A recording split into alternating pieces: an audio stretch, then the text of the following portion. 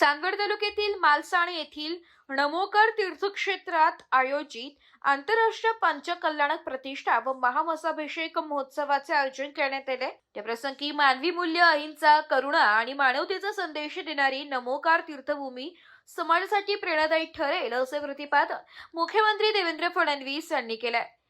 मुख्यमंत्री फडणवीस म्हणाले की पंचकल्याणक महोत्सव हा केवळ धार्मिक विधी नसून भारताच्या प्राचीन आध्यात्मिक परंपरा, शांती आणि करुणेचा उत्सव आहे।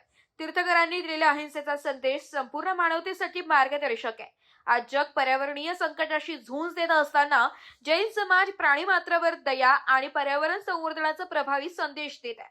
समाजाचा विकास हा देशाच्या विकासाशी जोडलेला असल्याचे जैन समाजाने दाखवून दिले। सामाजिक व सेवाभावी कार्यात जैन समाज अग्रेसर असून नमोकार तीर्थक्षेत्राच्या विकासासाठी राज्य शासनाकडून आवश्यक सहकार्य दिले जात असल्याचेही मुख्यमंत्री फडणवीस यांनी सांगितले।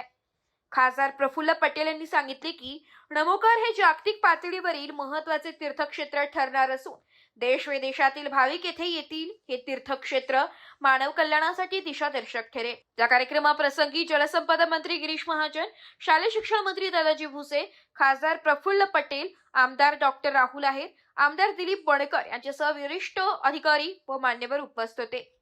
वृत्तसंकलन विभाग, एबी न्यूज, नाशिक।